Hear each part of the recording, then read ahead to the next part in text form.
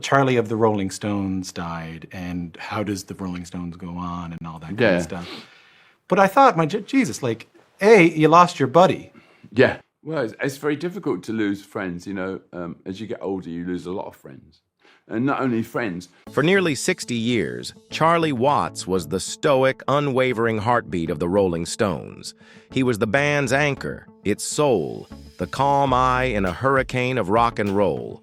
So when he passed away on August 24th, 2021, and was laid to rest, in a quiet ceremony, the world asked one deeply confusing question: where were the other Stones?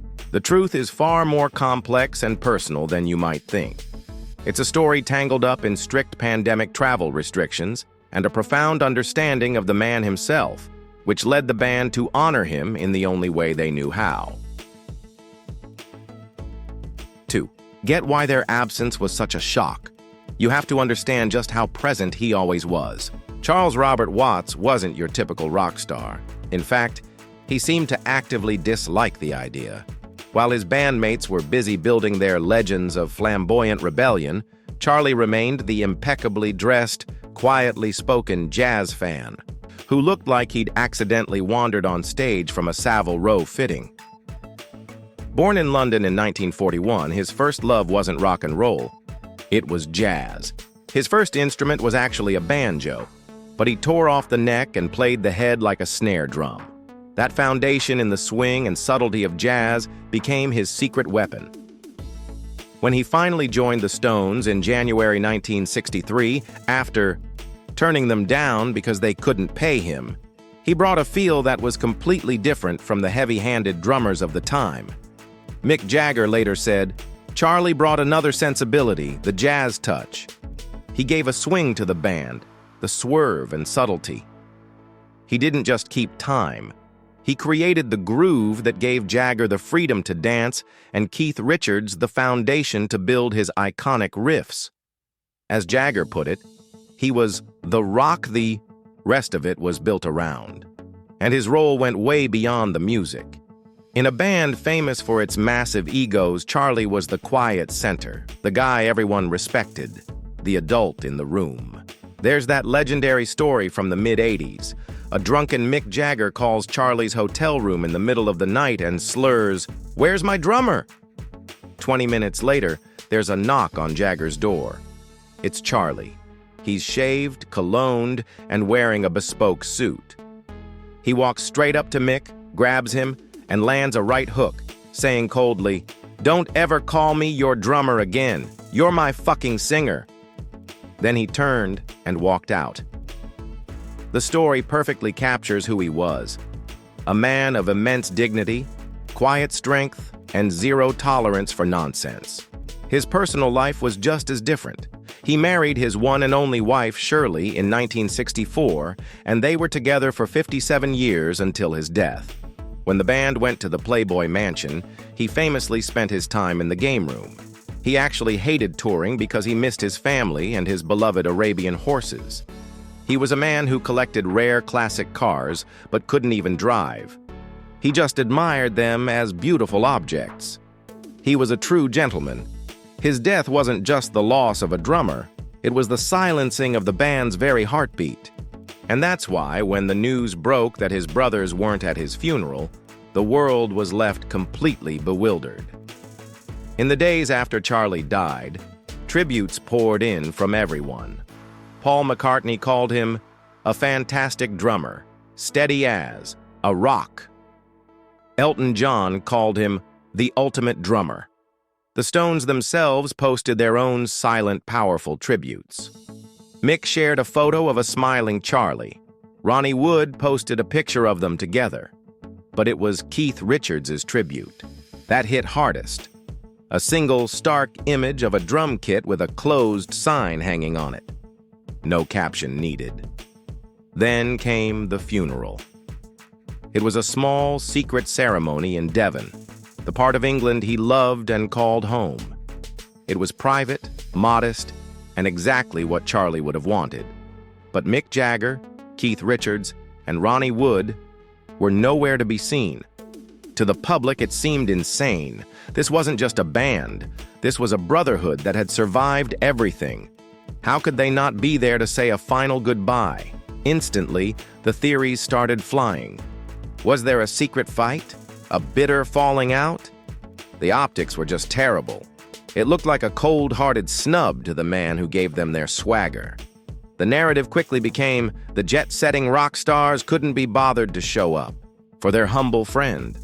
The media ran with it, and fans felt betrayed. The Rolling Stones were supposed to be an institution, and this felt like a crack in the foundation. It just didn't make sense, and the band's initial silence only made it worse. But the real reason for their absence wasn't conflict or callousness. It was a story rooted in the bizarre reality of the world in 2021 and in a final profound act of respect for their friend. To understand the decision, you have to remember what late summer of 2021 was like. The COVID-19 pandemic was still raging. International travel was a logistical nightmare of shifting rules, tests, and potential quarantines. This isn't just background detail, it's the first key piece of the puzzle. When Charlie passed away, the Rolling Stones weren't in England. They were thousands of miles away in Boston, Massachusetts.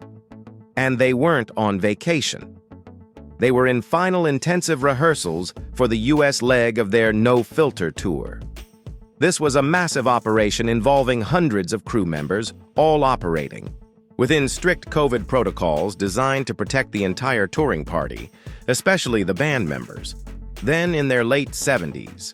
For Mick, Keith, and Ronnie to fly to the funeral in Devon, they would have had to abandon rehearsals, break their travel bubble, and face a minefield of travel regulations. This could have meant quarantining in the UK. And then again, on their return to the US, the tour was set to kick off in St. Louis on September 26th, just a couple of weeks later. Any significant delay, or worse, a COVID infection, would have thrown the entire multi-million-dollar tour into chaos, disappointing tens of thousands of fans. It was already an emotionally brutal situation.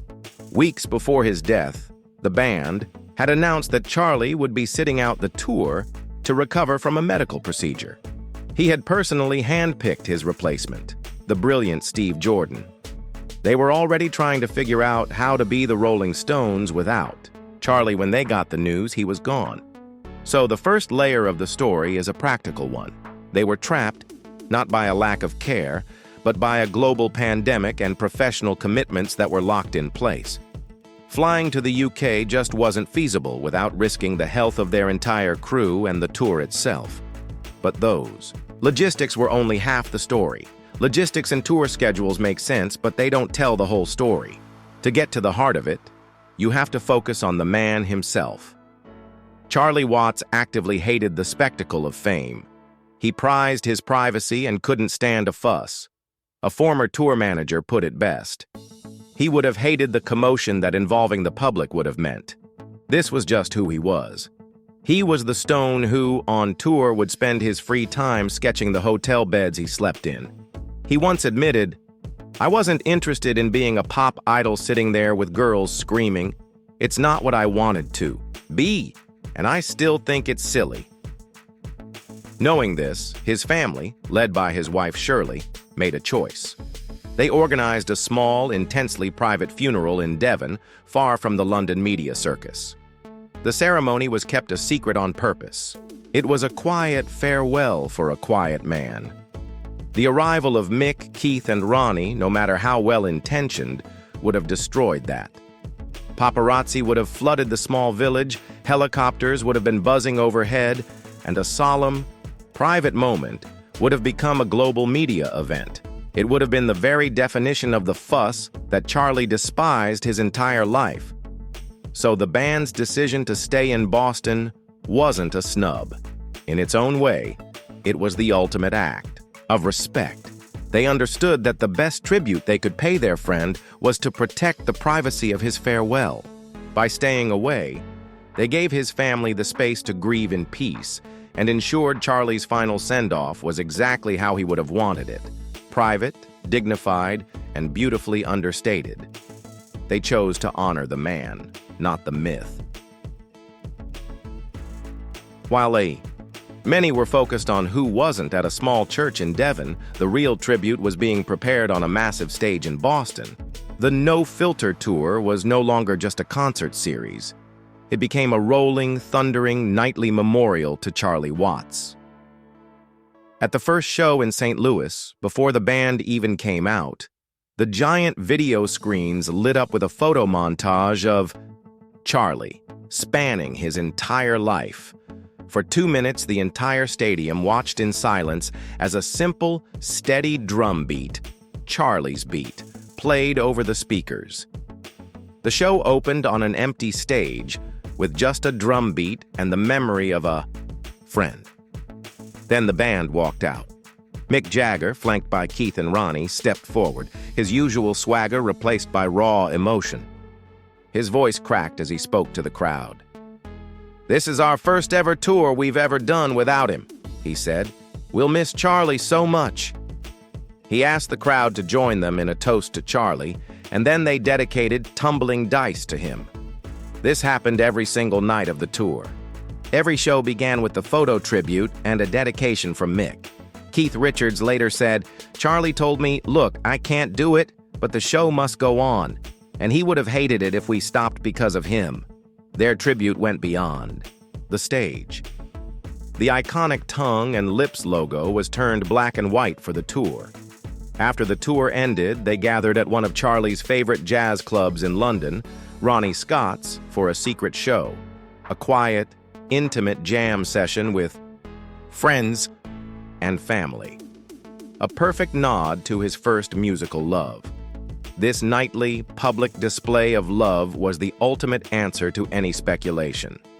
They didn't attend his funeral, but they turned their entire world tour into his memorial. One of the most powerful things to come out after Charlie's death was Keith Richards revealing that Charlie himself had insisted they continue without him, saying, "The show must go on." The decision to tour wasn't a cold business move. It was them fulfilling a direct wish from their friend, and the man they chose to fill that impossible seat, Steve Jordan, wasn't some random musician. He was a longtime friend and Keith Richards' trusted partner in his side projects. Charlie had not only approved of Jordan, but had personally recommended him. It was a passing of the torch, sanctioned by the master himself.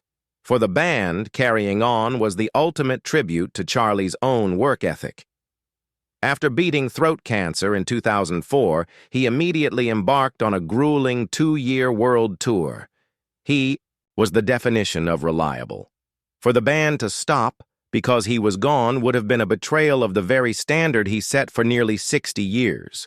For Mick, Keith, and Ronnie, playing was their way of processing the loss and keeping his spirit alive. Continuing the tour was their purpose, and in doing so, they ensured that Charlie's beat, the steady, swinging rhythm that defined the sound of generations, would keep echoing in stadiums all over the world. The story of the Rolling Stones is full of incredible moments of triumph, tragedy, and mystery. If you want more stories behind the music, make sure to like this video and subscribe to the channel. And let us know in the comments, what's your favorite Charlie Watts moment or memory? So, why did the Rolling Stones really skip Charlie Watts' funeral? It wasn't a simple headline. It wasn't a fight or a lack of respect. It was a complex decision shaped by a world in crisis and, more importantly, by an intimate understanding of their friend. Practically, they were trapped in Boston by pandemic travel restrictions and a tour they were determined to honor, just as Charlie would have insisted. But more profoundly, their absence was an act of love. It was a final gift to a man who cherished his privacy above all else. They knew their presence would turn a quiet, family farewell into a media circus, the very last thing Charlie would have ever wanted. So instead of a single day of mourning, they turned an entire tour into a living memorial. Every single night, they celebrated his life with music and memories. They proved their goodbye wasn't about being physically present at a funeral, but about keeping his spirit alive in the one place he truly lived, inside the timeless, rebellious, and eternal rhythm of the Rolling Stones. Their absence wasn't a sign of disrespect.